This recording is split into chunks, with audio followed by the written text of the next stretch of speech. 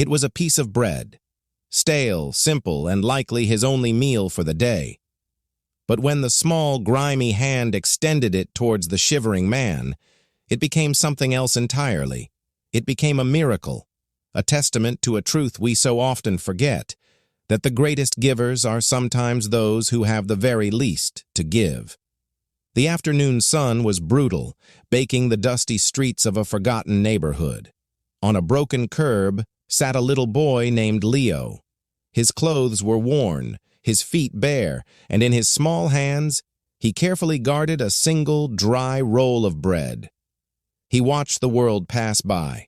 Cars that didn't stop, people who didn't look down. He had been sitting there for a long time, waiting. For what, he wasn't entirely sure. Perhaps just for the day to end. Leo lived with his grandmother, Elena, in a single room at the back of a laundry. They had very little.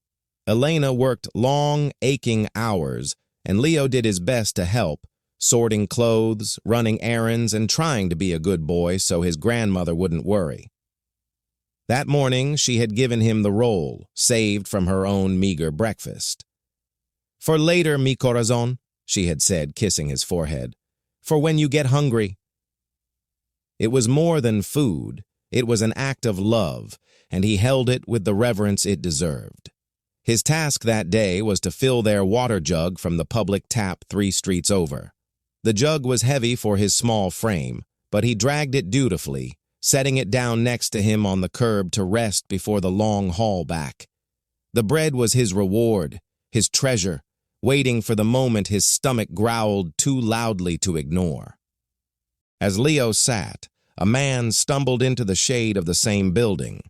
He was older, his clothes ragged, his face etched with a deep, weary sorrow.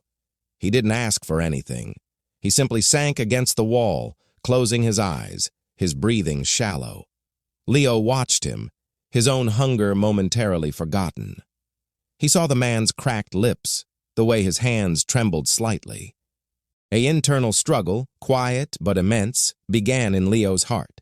The water tap was right there. He had a jug, full and cool. The man was clearly thirsty, but the jug was heavy, and the man was a stranger, and a small, fearful voice inside whispered to just look away, to protect what was his. For a few minutes, he did look away. He studied his bread, but his grandmother's voice was louder than the fear. "Always see the person, Leo, not just their need." Taking a deep breath, Leo stood. He wrestled the heavy jug closer to the man. The sound made the man open his eyes, wary and tired. "Senor?" Leo's voice was small. "Water?" The man stared, then at the jug, then back at the boy's earnest face.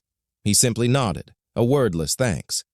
With great effort, Leo tipped the jug so the man could drink. The man drank deeply, the water seeming to revive him slightly. He wiped his mouth and looked at Leo with a new softness. "Thank you, son," he rasped. "God bless you." Leo felt a warm glow. He had helped. He started to turn, to pick up his jug and his bread and go home. But as he turned, he saw the man's gaze fall, not on him, but on the small roll sitting on the curb. It was a fleeting look, instantly shamed and hidden, but Leo saw it, a hunger far deeper than his own. The conflict returned, fiercer now. This was his bread, from his grandmother, his promised meal, his small hands clenched. He looked at the bread.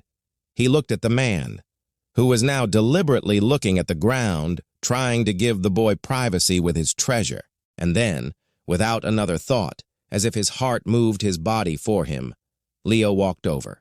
He picked up the roll. He walked to the man and held it out. "Here," Leo said softly.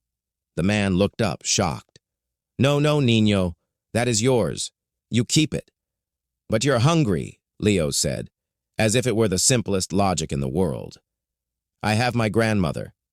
She will feed me tonight." It was a promise he made to himself as much as to the man. The man's eyes, weary and dry a moment before, filled with tears. He didn't reach for the bread immediately. He looked at this small boy, offering everything he had. His voice broke. Such a kind heart, in such a small vessel. Slowly, with trembling, grateful hands, he accepted it. He didn't devour it. He held it almost prayerfully. "What is your name?" "Leo." "Leo," the man repeated, as if sealing the name in his memory. "I am Samuel, and this is the greatest gift I have ever received." He broke the bread in two. "We will share it," Samuel said. And so they did.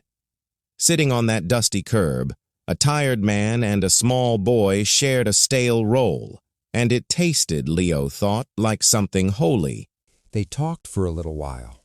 Samuel wasn't just a homeless man. He was a lost man. He had lost his family, his work, his way.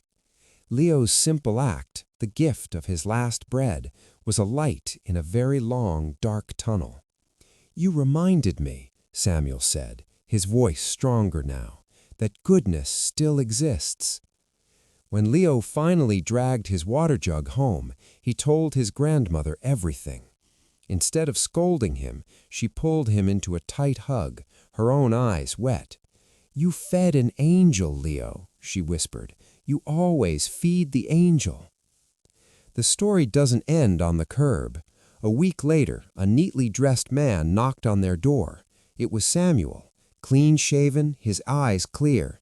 Leo's act had been the catalyst he needed. He had sought help, reconnected with an old friend who offered him work. In his hands, he held a bag of groceries and a small, sturdy pair of shoes for Leo. "A gift," he said, "for the boy who gave me back my hope." He became a regular visitor, a friend to their small family. He called Leo his little savior. That piece of bread was never just bread. In Leo's hands, it became an invitation, an act of profound faith, a bridge between two lonely souls. Leo asked for water, but offered his very last crumb of security, and in doing so, he sparked a redemption, proving that compassion isn't about the size of the gift, but the depth of the love behind it. We so often wait until we have an abundance to share, but perhaps the most powerful kindness comes from a place of scarcity, a decision to say, "I have little, but what I have is yours." Sometimes the most sacred miracles begin not with a feast, but with a single shared piece of bread.